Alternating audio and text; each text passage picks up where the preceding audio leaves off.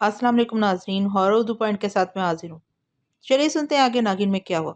जब पापा अपने कमरे में चले गए और घर में खामोशी छा गई तो मैंने अपनी ख्वाबगाह का दरवाजा हस्बे मामूल अंदर से लॉक कर लिया। बिस्तर पर बैठकर किताब को सामने रख लिया। ये बड़े साइज की किताब थी जिसके बाहर किसी नामनूस जुबान में इसका नाम लिखा था, जिसे मैं अभी पढ़ने की कोशिश ही कर रही थी कि अचानक मैंने महसूस किया कि ये जुबान मेरा ज़हन कबूल कर रहा है। लिखा था कि हुतू कबीले की तारीख और रस्म व रवाज। तफसीली कैप्शन पढ़ने से पता चला कि ये अफ्रीका के दूर दराज इलाकों में आबाद कोई कदीम और पुरस्कार कबीला है जिसके लिए महजब दुनिया और जो महजब दुनिया के लिए नावाकिफ है। किताब इंतहाई बसीदा और पुरानी लेकिन हैरत अंगेज तौर पर रंगीन तस्वीर से मुज़य्यन थी। इस किताब की तस्वीरें इंतहाई खौफनाक बल्कि कराहियत अमेज थी। वर्गिरदानी से पता चला कि ये कबीला इबलीस देवता की पूजा करता है और आदम होर कबीला है। इस कबीले के लोग पत्तों से मामूली सतरपोशी करते हैं और तंगो तरीक जंगल के दलदली इलाकों में रहते हैं। इनके करीब ही एक काला स्याह तरीन पहाड़ है जिसके अंदर ही अंदर उन्होंने कुदरती और मसनूई गारों में रिहाइश कर रखी है। इस कबीले का नज़्म नस्क एक सरदार और इसके 5 मजहबी पेशवा चलाते हैं जो मुख्तलिफ कबीलों से ताल्लुक़ रखते हैं।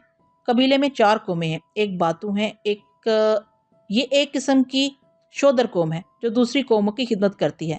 बातू कौम का हर फर्द दूसरी कौम के किसी न किसी घर या फर्द का गुलाम है और सारी जिंदगी इनकी गुलामी में गुजर जाती है। इस कौम की औरतों को दूसरी कौम के मर्द जेर इस्तेमाल रखते हैं, जबकि इस कौम के मर्द दूसरी किसी किस्म की औरत को आंख उठाकर नहीं देख सकते। इस कबीले की दूसरी कौम रातू है। इनका काम मुकद्दस कौमों के घरों की तामीर और हथियार तैयार करना है। इस कौम की औरतों को भी बातू कौम के सिवा बाकी कौमों के मर्द इस्तेमाल कर सकते हैं, जबकि सिर्फ बातू कौम ही औरतों पर बुरी नजर रखने के मजाज हैं। तीसरे नंबर पर तातू कौम है। ये बड़ी जंगजू और लड़ाका कौम है। इनका हर जन और मर्द लड़ाई भड़ाई में माहिर है। ये रातू और बातू से बरतर कौम है और यही लोग अपने इलाके से दूर निकलकर इंसानों को पकड़ पकड़ कर ले आते हैं ताकि इनके गोश्त से पेट पूजा की जा सके। सिर्फ हाथू कौम ऐसी है जिसे कोई काम नहीं करना पड़ता। ये कबीले के मुकद्दस लोग हैं। इस कौम का हर बच्चा पैदा होते ही मुकद्दस है और पैदाइश से 2 साल तक कबीले के मजहबी पेशवा इसे खास कुटिया में रख कर इस पर मुख्तलिफ तजर्बात और अमल करते हैं, जिससे इस बच्चे में चंद माफूकुल फितरत खसूसियात पैदा हो जाती हैं। वो कौन सी खसूसियात हैं? शकुंतला पूछे बगैर ना रह सकी। पहली ये है कि वो लोगों के ज़हन पढ़ लेता है। दूसरी ये कि फासले इसके लिए कोई अहमियत नहीं रखते। तीसरी ये कि बवक्ते ज़रूरत वो अपनी शक्ल में रद्दबदल कर सकता है। हैरत अंगेज शकुंतला के मुंह से निकला, लेकिन फिर एक ख्याल इसके ज़हन में ऑक्टोपस की तरह जड़ पकड़ने लगा। लेकिन खूबसूरत अपनी धुन में कहीं खोई हुई बोले जा रही थी। इस किताब में जो तस्वीरें थी वो भी हैरान कुन थी। आम आदमी ने देखकर हवास बाख्ता हो सकता है। एक तस्वीर में जिंदा इंसानों का गोश्त काटा जा रहा है। एक तस्वीर में हाथू कबीले के लोग गधे और सुअर की पेवंद वाली शक्ल के जानवर की पूजा कर रहे हैं और एक तस्वीर में एक हाथू बच्चे के दिल और दिमाग को खोलकर मजहबी पेशवा से माफूकुल फितरत बना रहे हैं। और एक तस्वीर में एक हाथू बच्चे के दिल और दिमाग को खोलकर मजहबी पेशवा उसे माफूकुल फितरत बना रहे हैं। इसी तरह एक तस्वीर इसमें ऐसी भी थी जिसमें सफ़ेद चमड़ी वाले महजब दुनिया के बेशुमार कैदी उल्टे लटके हैं और इनकी शहरगें कटी हैं। नीचे तालाब में हाथू बच्चों को खून में नहलाया जा रहा है। इन्हीं तस्वीरों को देखते देखते मैं कैसी तस्वीर पर जाकर रुकी जिसमें हाथू नस्ल का एक मर्द और एक औरत अबलीस देवता के बुत की पूजा कर रहे थे और इनकी आंखें आंसुओं से लबरेज थीं। इतना कहकर खूबसूरत खामोश हो गई और चंद लम्हे तौकफ के बाद कहने लगी। मैं इस तस्वीर को बगौर देख रही थी कि मुझे महसूस हुआ कि तस्वीर में मौजूद अबलीस देवता की आंखों ने हरकत की है। पहले तो मैंने उसे अपना वहम समझा, लेकिन जब दूसरी और तीसरी बार अबलीस देवता के बुत की आंखों ने हरकत करके मुझे देखा तो मेरे सारे जिस्म में सरासिंगी फैल गई। मैंने सफ़ा पलटने की कोशिश की लेकिन मेरे हाथों ने हरकत करने से इनकार कर दिया और मैं साकित सी हो गई। अबलीस देवता का बुत बार बार आंखों की पुतलियों की जुम्बश से मुझे देखने लगा और फिर इसके पथरीले होंठों ने भी हरकत की और इन पर एक मकरू मुस्कुराहट ने बसेरा कर लिया। मेरा दिल धाड़ धाड़ धड़कने लगा। बच्ची ही तो थी। रात के पुरहैब सन्नाटे में ऐसी खौफनाक सिचुएशन का मुकाबला न कर सकी और बेहोश हो गई। आंख खुली तो सुबह हो चुकी थी। देखा तो वो अबलीसी किताब मेरे कमरे में ना थी। मैंने इस वाक़े को किसी को न बताया। वक़्त धीरे धीरे गुजरता रहा। 2 साल बीत गए। मैं इन दिनों 8वीं जमात में पढ़ती थी। एक दिन मम्मी एक रोड एक्सीडेंट में फौत हो गई, लेकिन मरने से पहले अस्पताल में जब उखड़ी उखड़ी सांसें ले रही थी और इनका सर मेरी गोद में था और इस वक्त पापा दवाएं लेने गए हुए थे तो मरने से कबल उन्होंने एक बात मुझे बताई जो मेरे लिए एक इंकशाफ थी। उन्होंने कहा, खूबसूरत, मैं तुम्हारी सगी माँ तो नहीं, लेकिन बेटा फिर भी मैंने तुझे माँ बनकर पाला पोसा है। मेरी बख्शिश की दुआ करते रहना बेटा, ये तुम्हारा मुझ पर एहसान होगा। मम्मी की मौत के चंद दिनों के बाद जब मैं और पापा एक दिन ड्राइंग रूम में बैठे मम्मी की तस्वीरें देख रहे थे तो अचानक मैंने पापा से कहा, पापा मैं आपकी सगी बेटी नहीं हूँ। तो फिर कम से कम मुझे ये तो बताएं कि मेरे वालिदैन कौन हैं और कहाँ हैं। तो पापा ने बुरी तरह चौंक कर मुझे देखा और फिर मुझे अपने सीने से चिमटा लिया, लेकिन मुंह से कुछ ना बोले। लेकिन मैं हर दूसरे तीसरे रोज इनसे सवाल जरूर करती। आखिर तंग आकर उन्होंने मुझे एक रूह फरसा कहानी सुनाई कि बेटा, हम बे औलाद थे, तुम वाकई हमारी सगी बेटी नहीं हो। मैं इन दिनों फौज में मेजर था। एक दफा मैं छुट्टियां लेकर अपने एक पुराने दोस्त की दावत पर अफ्रीका के एक पसमानदा मुल्क कांगो गया। तुम्हारी मम्मी भी साथ थी।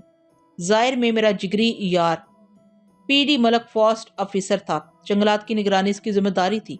उसे वसी इलाके में फैले जंगलात की देखभाल के लिए हुकूमत की तरफ से एक हेलीकॉप्टर भी मिला हुआ था। मैं 3 माह की छुट्टी लेकर गया, जिसके दौरान हमने वहाँ खूब सैर की और बहुत इंजॉय किया। हम हर रोज मुख्तलिफ जगहों, इलाकों और जंगलों की सैर करते। इस दौरान बेशुमार कबाइल को करीब से देखने का मौका मिलता।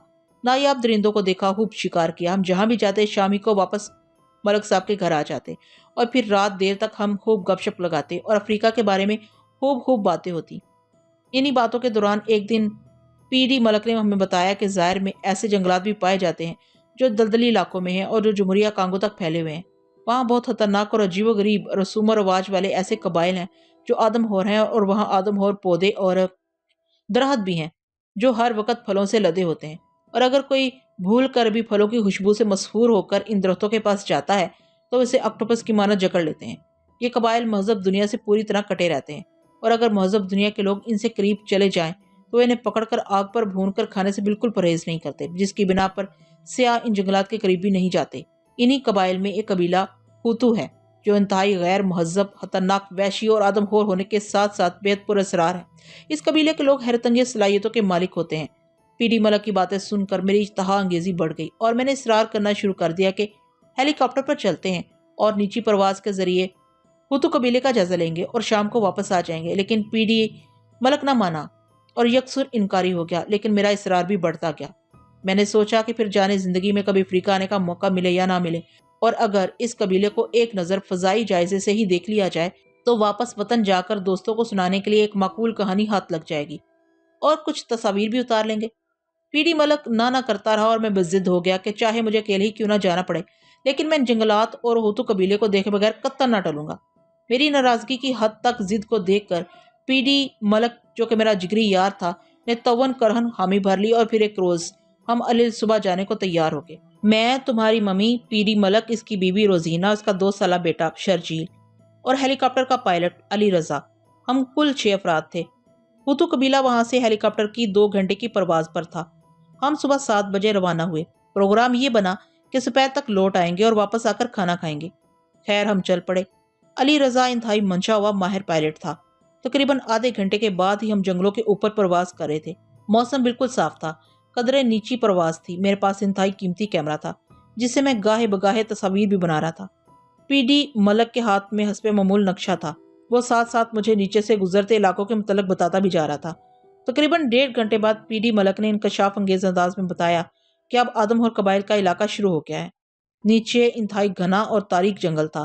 ताम जहाँ जहाँ आबादी थी वहाँ निस्बतन जंगल कम था, तो हमें वहाँ झोंपड़ियाँ और जानवर और कहीं कहीं से अब जंग वैशी भी दिखाई दे जाते। और हमने मंजिल मकसूद को पा लिया जब पीडी मलक ने ऐलान किया कि नक्शे के मुताबिक हुतू कबीले की हद शुरू हो चुकी है। यहाँ एक तरफ काला स्याह पहाड़ और दूसरी तरफ ऊंचे ऊंचे दरख्तों की बहुतायत थी।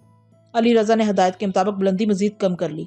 अब तकरीबन जमीन से 300 फीट बुलंदी से दायरे में हेलीकॉप्टर बराए नाम रफ्तार से चक्कर लगा रहा था ताकि हम नीचे के मनाजिर भी देख सकें और तस्वीर भी ले लें। हमें देखकर कुछ वैशी ऊपर देखने लगे और वो शोर गुगा भी कर रहे थे। बेशुमार नंग धड़ंग वैशी, मर्द, औरतें और बच्चे इकट्ठे होने लगे। सब दिलचस्पी से नजारा कर रहे थे और मैं मुसलसल तस्वीर ले रहा था।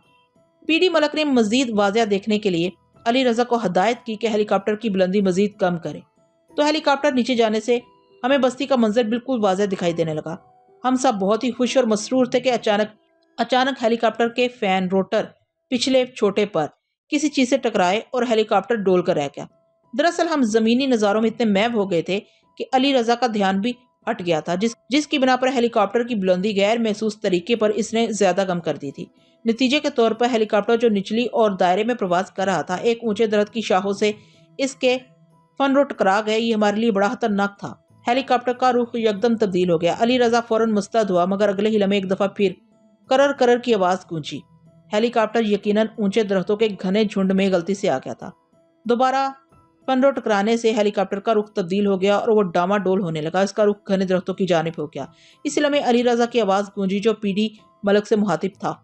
सर, हेलीकॉप्टर कंट्रोल में लाने के लिए चंद लम्हे के लिए नीचे उतारना जरूरी होगा, वरना तबाही का खतरा है। और हमारा जवाब सुने बगैर इसने तेजी से हेलीकॉप्टर की बुलंदी 0 कर दी तो लैंडिंग पैड जमीन से लग गए, वरना सामने से करीब आते दरख्तों में हेलीकॉप्टर का घुस जाना लाजमी अमर था। अली रजा का ख्याल था कि चंद लम्हे तौक़ुफ़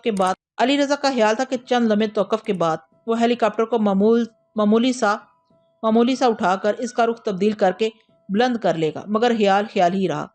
लैंडिंग पैड जमीन से लगते ही हुतू बाशिंदों के गौल दरख्तों की ओर से निकलकर हेलीकॉप्टर की तरफ सरपट भागे और इससे पहले कि हेलीकॉप्टर उठाया जाता, वैशियों ने हेलीकॉप्टर को चारों तरफ से घेर लिया। परों की तूफानी हवा से दर्जनों वैशी उल्टी कलाबाजियां खाते हुए दूर जा गिरे, लेकिन आन की आन में इनकी तादाद इतनी बढ़ गई कि इनमें से 20 ने हेलीकॉप्टर से लटक कर ऊपर चढ़ना शुरू कर दिया। ये सब कुछ इतनी जल्दी हुआ कि हम शीशे भी न बंद कर सके और देखते ही देखते हुतू वैशियों ने हेलीकॉप्टर पर कब्जा कर लिया। चंद एक ने अली रजा पायलट को ज़द्दोकोब, जिससे रही सही उम्मीदें भी दम तोड़ गईं। चंद ही लम्हात में हमें खींच खांच कर घसीट घसाट कर हेलीकॉप्टर से उतार कर वो घेरे में लेकर चल दिए। रोजीना की गोद से शर्जील को भी छीन लिया, जिससे इसकी आहुजारी से मेरे आंसू छलकने लगे। वो चीखती चिल्लाती मिन्नतें तरले करती रही, मगर पत्थर दिल वैशी ना तो हमारी बोली समझ सकते थे ना मां के जज्बात, और वो हमें ठुड्डे मारते और कचोके देते हुए वहां से थोड़ी ही दूर ले जाकर हमें गड़े में धक्का देकर गिरा दिया और ऊपर घास फूस रख दिया। यकीनन बाहर उन्होंने पैरा भी लगाया होगा। ये सब कुछ 5 मिनटों में हो गया और हम स्याह से कैदी, वो भी आदम होरो के बन चुके थे। हम सब के चेहरों पर मौत की जर्दी छा गई। तुम्हारी मम्मी मुझे सलावातें सुनाने लगी और मैं सर झुकाए बैठा था। मुझे पता था कि इन सब का मुजरिम मैं ही हूँ, जिसने अपनी बेजा जिद से सबको मौत के मुंह में ला फेंका था। ये गड़ा जरा गहरा और गोल कुएं की मानत था। नीचे भी घास फूस था, जिसकी वजह से ज्यादा चोटें ना आई। हवा का गुजर बराए नाम ही था। दोनों औरतें हिचकियां ले लेकर रो रही थीं। अली रजा के चेहरे पर भी हवाइयां उड़ रही थीं। पीडी मलक भी सर झुकाए गंभीर खामोशी से बैठा था। मेरी अपनी हालत भी ज्यादा अच्छी ना थी। गड़े में फेंके जाने से जिस्म के मुख्तलिफ हिस्से जख्मों का ऐलान भी कर रहे थे। कुछ देर तक मुकम्मल खामोशी छाई रही। हर शख्स अपने अपने खराशीदा हिस्सों को सहला रहा था कि कहीं कोई हड्डी तो नहीं टूटी, लेकिन हैरियत ही रही। सांसों की आमदरफ्त का यकीन हुआ तो एहसास का लामतनाही समंदर ठाठे मारने लगा। मैं खामोश था, लेकिन मेरे वजूद में उलझनों के तूफान बपा थे। वहशत हद से बड़ी तो सोचा कुछ करना चाहिए, लेकिन मौत के तंगो तारीख गड़े में क्या कर सकता था, लिहाजा कुछ न कर सका। भूख प्यास से बुरा हाल हो रहा था, लेकिन सबर शुक्र करके पड़े रहे।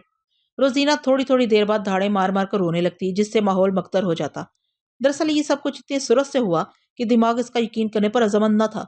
हवास बाख्ता होना फितरी अमर था। इन जालिमों ने हमें रेत की बोरियों की तरह उठाकर इतने सफाकाना तरीके से पटखा था कि अंग अंग में दर्द की लहरें रागनियां गाने लगी थी।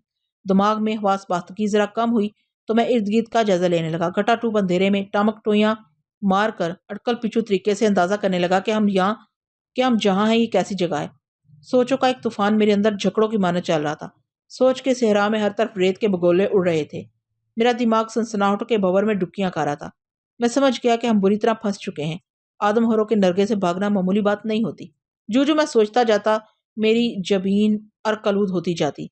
लेकिन चूंकि मैं फौजी भी था, मेरी तरबियत ऐसी थी कि मुश्किल से मुश्किल हालात में भी होश के दामन को ना छोड़ता था। अभी मैं सोचों में गर्क ही था कि पीडी मलक ने अपना हाथ मेरे शाने पर रखा और उदास मुस्कुराहट से बोला, कर ली सैर हुतू कबीले की? और फिर खुद ही जवाब देने लगा, अभी कहाँ, सैर तो इस वक्त होगी जब हमारे सर नेजों पर उछाले जाएंगे। पीडी भाई यूं मुंह से बद तो ना निकालें। यह मेरी बीवी जरीना की आवाज थी। अब क्या होगा? पीडी मलक की बीवी सिसकी, मेरा बच्चा पता नहीं कहाँ होगा। और फिर रोने लगी और हम उसे चुप करवाने लगे। इसी तरह बातों ही बातों में हम सो गए। अली सुबह गड़े की छत सरकी और रोशनी की लहरें नीचे आईं, जिससे हमें सुबह का एहसास हुआ। इस स्ना में शोर बुलंद हुआ और गड़े के ऊपर से घास फूस हटाया जाने लगा, और फिर ऊपर से बदहैयत और बदशक्ल वैश्यों के चेहरे झांकते नजर आए। और फिर रस्सियों की बनी सीढ़ी लटकाई गई और हमें बाहर आने का हुक्म हुआ। जुबान तो हम ना समझते थे, मगर हमने अंदाजा लगा लिया कि सीढ़ी लटकाकर हमें हाथ के इशारे से बाहर ऊपर बुलाया जा रहा है। पहले पीडी मलक, फिर दोनों औरतों को ऊपर चढ़ा दिया गया और सबसे आखिर में पायलट अली रजा ऊपर आया। इसके आगे आगे मैं था। ये अजीब सूरत हाल थी। दायरे में तमाम वैशी खड़े थे। एक तरफ आग का लाव रोशन था, जिसे देखकर दोनों औरतें सहम गई। एक तरफ बड़े से पथरीले चबूतरे पर एक अजीबुल शक्ल शख्स बैठा था, जिसका सारा चेहरा तवे की तरह से था, लेकिन होंठ खून की तरह सुर्ख थे, जबकि नाक की नोक भी टमाटर की तरह लाल थी। हमारे इर्द गिर्द वैशी नोकदार डंडे थामे खड़े हमें देख देख कर लज्जत अमेज अंदाज में अपनी जुबानें होंठों पर फेर रहे थे, जिससे मैं समझ गया कि आखिरी वक्त आन पहुंचा है। इन लोगों ने सुबह का नाश्ता हमारे गोश्त से करने का फैसला कर लिया है। और फिर पत्थर पर बैठे सरदार ने अजीबोगरीब जबान में तेज तेज कुछ कहा तो अचानक ही वो कुछ हो गया जो हमारे ख्याल में इतनी जल्दी मुमकिन न था। सरदार की आवाज सुनते ही एक वैशी ने, जिसके हाथ में 5 नोकों वाला त्रिशूल नुमा नेजा था, वो नेजा पूरी कुव्वत से पीडी मलक के पेट के ऊपर मारा और उसे कुछ ऐसे मखसूस अंदाज में जोर देकर घुमाने लगा जैसे पेच कसकर घुमाते हैं। तो नेजा पीडी मलक के पेट में पेवस्त होने लगा। इसकी शर्ट खून से सुर्ख हो गई। नेजा इसके पेट में ना सिर्फ लम्हों में उतर गया बल्कि इसकी पुस्त से निकल आया। ये सब कुछ चंद सैकड़ों में हुआ। पीडी मलक को सांस लेने का भी मौका नहीं मिला और नेजा इसके जिस्म से आर पार हो गया। तो वैशी, जो खासा जानदार दिखाई देता था, ने एक ही झटके से नेजे में पिरोए हुए तड़पते पड़कते मुर्गे बिस्मिल की मानत चिल्लाते पीडी मलक को सर से बुलंद किया और ले जाकर इसी हालत में आग के दहकते अलाव के ऊपर रख दिया। खौफ और दहशत से हमारे रंग धुले हुए लट्ठे की मानत सफेद पड़ गए। पीडी मलक की बीवी फरते गम से अपना सीना पीटने लगी, लेकिन पीडी मलक को लम्हों में तिक्के कबाब की तरह भून दिया गया। अभी हम सख्ते से बाहर भी ना आए थे कि इसी वैशी ने दूसरे त्रिशूलनुमा नेजे को हाथ में पकड़ा और पीडी मलक की बीवी रोजीना के करीब आ गया। तो इसके इरादे भांप कर चिल्लाती हुई मैदान में भागने दौड़ने लगी, लेकिन वैशी भी किसी कसाई की तरह नेजा नप्पे तुले अंदाज में थामे इसके पीछे था। रोजीना ज्यादा देर इसे डांच न दे सकी और कुछ वक्त के बाद इसका वजूद भी नेजे में प्रोया हुआ मौत के झटके ले रहा था। फिर उसे भी वैशी ने इसके मियाँ के पास ही आग के लौ पर रख दिया और फिर हमारी तरफ बढ़ा तो हमारे दिल जो सीना फाड़ने के अंदाज में धड़क रहे थे, अब उसे अपनी तरफ आता देखकर हलक के रास्ते बाहर आने लगे। मौत सामने देखकर बड़े बड़ों की सिटी गुम हो जाती है। इसे कुछ सुझाई नहीं देता कि मैं क्या करूं। यही हालत इस वक्त मेरी भी थी कि काटो तो लहू नहीं। मैं समझ गया कि बस अब तो सातों के मेहमान रह गए हैं। अचानक तूफानी अंदाज में मेरे दिमाग के गोशे में रोशनी की किरण उतरी और मैंने अपनी अकल का मातम करने की सोच को किसी और वक्त के लिए मौकूफ रख लिया और मेरा दायां हाथ सूरत के साथ अपनी पंडली की तरफ बढ़ा, जहां मैंने अपना रिवॉल्वर अर्स रखा था, जो मैंने पीडी मलक के घर से चलते वक्त हमेशा की तरह साथ ले लिया था। हेलीकॉप्टर को जब वैशियों ने नरगे में लिया था तो इस वक्त मैं इतना बुखलाया हुआ था कि मेरे जेहन से रिवॉल्वर की बात ही निकल गई थी और फिर रात भर जेहन इंतहाई प्रगंदा रहने के सबब कुछ याद न था। ये ख्याल उभरते ही मेरे अंदर का मेजर बगैर अंगड़ाई लिए उठ खड़ा हुआ, क्योंकि अंगड़ाई लेने का वक्त ही न था। रिवॉल्वर पर हाथ पड़ते ही मैंने खींच कर बाहर निकाला। हल्की सी क्लिक की आवाज के साथ रिवॉल्वर अपनी करकर्दगी दिखाने के लिए तैयार हो गया और फिर जैसे बिजली कौंदी। मैंने डस 3 फायर किए तो पीडी मलक का कातल, वैशियों का सरदार और एक वैशी मेरे महाराना अंदाज का निशाना बन गए और अपनी जगह पर कटे हुए शतीरों की तरह आ गिरे, जिससे पूरे पंडाल में खलबली मच गई और जिस वैशी का जिधर मुंह उठा भागने लगा। मैंने बिला ताखीर तुम्हारी मम्मी का हाथ पकड़ लिया और अली रजा को भागो का नारा लगाया और हम अंदाजे से एक सिमत का तयन करके भागने लगे। लम्हों में मैदान भी साफ हो चुका था। हमारे ताक़ुब में कोई ना आया। जल्द ही हम दरख्तों के एक झुंड में जा घुसे और जैसे ही दरख्तों से जरा आगे निकले तो मुसरत के मारे हमारी चीखें ही निकल गईं। सामने ही हमारा हेलीकॉप्टर खड़ा था, जिसके गिर्द वैशी बच्चों का गोल मौजूद था, जो उस अजीबो गरीब खिलौने को देख देख कर खुश हो रहे थे। अली रजा फुर्ती से दौड़ा और हमसे पहले ही पायलट सीट पर जाकर बैठ गया और हमें भी जल्दी से बैठने की हिदायत करने लगा। वक्त तो हमने भी जाया न किया। ऐन इसी वक्त इन वैशी बच्चों में मेरी नजर एक 2 साला नीली आंखों वाली बच्ची पर पड़ी, जो हल्के सांवले रंग की थी और वैशी बच्चों से बिल्कुल अलग थलग महसूस हो रही थी। किसी भी सूरत वो इन जैसी ना लगती थी। तुम्हारी मम्मी भी इस बच्ची को देख चुकी थी। हम दोनों की नजरें मिली। मेरा ख्याल है कि ये किसी ऐसे जोड़े की बच्ची है जिसके वालिदैन को ये वैशी भून कर खा गए हैं। बदरुद्दीन, इसको अपने साथ ले चलें, इसे हम इसके वरसा तक पहुंचा देंगे। इतनी देर में अली रजा हेलीकॉप्टर स्टार्ट कर चुका था। अली रजा, ठहरो, इस बच्ची को साथ ले लो, मैंने कहते हुए दरवाजा खोलकर बाहर छलांग लगाई। मेजर साहब, वक्त जाया ना करें वरना फिर फंस जाएंगे। अली रजा को शायद मेरा ये एकदम पसंद न आया, लिहाजा जोर से चिल्लाया, लेकिन मैं इस वक्त तक नीचे उतरकर बच्ची की तरफ बढ़ चुका था। मुझे नीचे उतरता देखकर सब बच्चों समेत वो बच्ची भी भाग निकली, लेकिन 2 साला बच्ची एक आर्मी मेजर से तेज नहीं भाग सकती थी। मैंने जल्दी उसे जा लिया। बच्ची चिल्लाने और मजामत करने लगी। इसी स्नाह में मुझे एक तरफ से वैशियों का गोल नमूदार होता दिखाई दिया। लम्हे भर को मेरे उसान खता हो गए कि मेजर बुरे फंसे, लेकिन फिर मैंने पूरी कुव्वत से हेलीकॉप्टर की तरफ दौड़ लगाई। वैशी अभी मुझसे दूर थे कि मैं हेलीकॉप्टर के पास पहुंच गया। पिछला दरवाजा खुला था और वो उड़ान भरने के लिए पूरी तरह मुस्तैद था। इंजन गुरा रहा था। मेरे पायदान पर कदम रखते ही लैंडिंग पैड्स जमीन छोड़ने लगे तो तुम्हारी मम्मी ने लपक कर बच्ची, जो बुरी तरह मुदाफियत कर रही थी, को दबोच कर काबू कर लिया।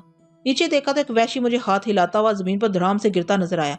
गालबन इसके हाथ छूट गए थे। यकीनन इसकी हड्डी पसली एक हो गई होगी। अब हमें इत्मीनान था, लेकिन अभी तक चंद वैशी पैड से लटके हुए थे, लेकिन अब खौफजदा नजर आते थे।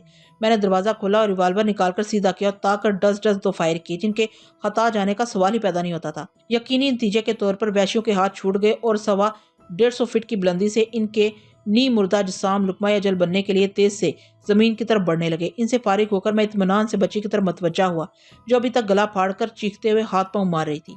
خیر آگے کی کہانی میں شارٹ کرتا ہوں. ہمیں سرتور کوشش کے باوجود اس بچی کے پرسا کا پتہ نہ چلا اور پھر ہم نے اسے گود لینے کا فیصلہ کر لیا. پھر جانے کیسے کیسے جتن کر کے ہم اسے اپنے ساتھ وطن لانے میں کامیاب ہو گئے.